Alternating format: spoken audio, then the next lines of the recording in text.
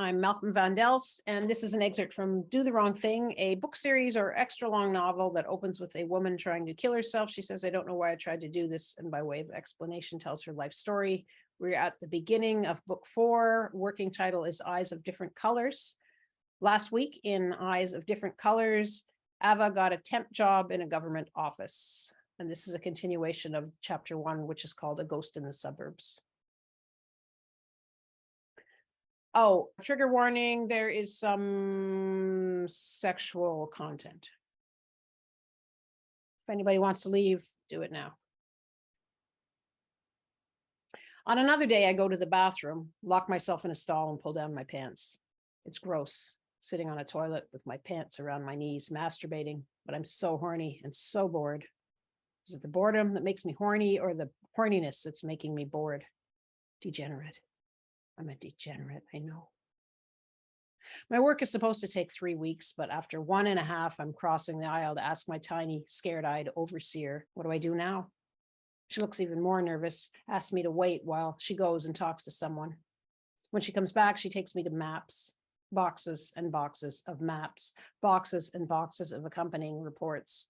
I have to review each map, check its labels against the reports, and file maps and reports together. The department wants to hire me full-time. I tell the temp agency it's not a good fit. Do I want to write manuals for the Department of Defense? No, but I say yes. And here's the thing. The reason I want to say no is that a girl I went to high school with, she was in my sister's grade, actually, works for the Department of Defense.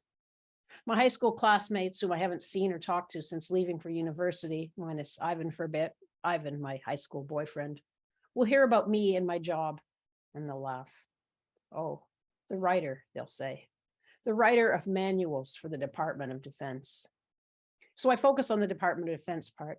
They're evil. They kill people. Fuck the Department of Defense. I'm a pacifist. When I went for the interview, Miriam came to say hi. She was enthusiastic, happy. What could I possibly say to her? Me, who still mainly wants to disappear from the world, sort of like what I'm doing right now in 2017, typing madly and listening to the SkyTrain rumble past. I fret and worry and feel the fear of going to this job. On the day I'm supposed to start, I stay in bed. When the temp agency calls, I tell them I'm sick. They never call again.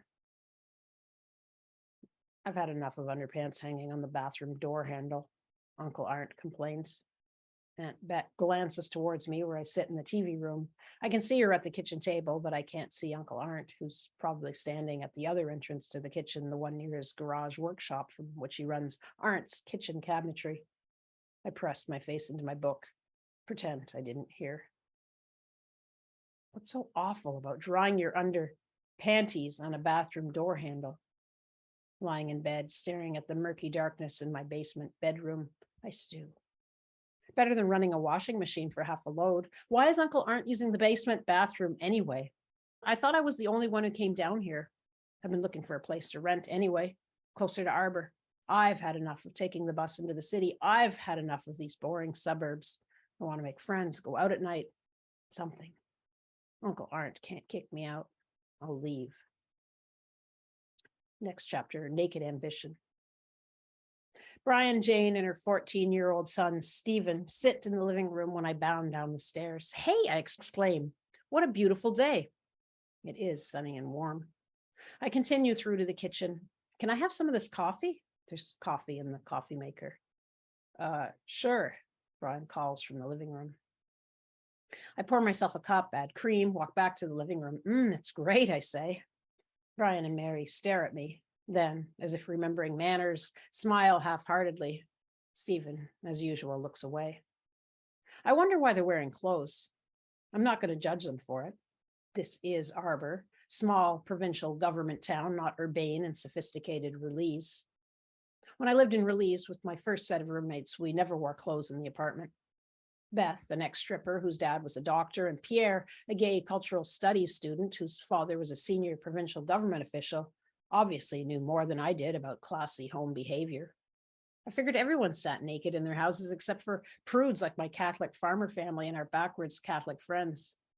I latched onto nakedness in the apartment as if it were a badge and credentials, sophisticate, cosmopolitan. I don't sit down, for which I'm sure my new housemates are grateful. I wouldn't without a towel. I chatter away. The sun comes into my room in the morning, super great, and there are birds singing. God, am I glad to be out of Wickham. That place is a wasteland. It takes 30 minutes to get anywhere by bus. But here, we're a block from George Street, and I can walk to my job at Forever and a Day. I guess I should find out where the laundry is. Jane, you said it's a couple blocks over on Percy? Yes, she says, sputtering to life. There's actually two of them, really close. But the one on Percy is cheaper. Mm. If you walk over to George, then go up 2 blocks, she trails off. You'll see it. Okay, thanks. I can find that. Silence. Expanding silence. I'm glad to be away from my aunt and uncle. They're so stuffy. Brian looks up at me briefly, looks at Jane, who's staring into her lap, then smiles into the air in front of him. Well, I'm going to get my laundry together. I sip from my coffee and head upstairs. Forever and a Day is a cafe, and while it isn't downtown, my boss says it's the only cafe in Arbor with a cappuccino machine. So that makes it hipper than downtown coffee shops. If you knew how proud I was to be hired as a waitress at a cafe with a cappuccino machine, you'd laugh. Remember the photographer guy from New Orleans? Footnote, and the footnote explains where she met him in Shiny Pretty Gothic book 3. It's the scene where she meets the photographer and hangs out with him. Remember the photographer guy from New Orleans? The gumbo dinner Elizabeth and I went to in the quintessentially New Orleans apartment with the white curtains blowing through French doors onto the wraparound balcony with wrought iron railing, with the tall, thin, gay black man and his other cool friends? No? Anyway, the photographer gave me his address before we left. I write him a letter inviting him and his friends to visit me in Arbor.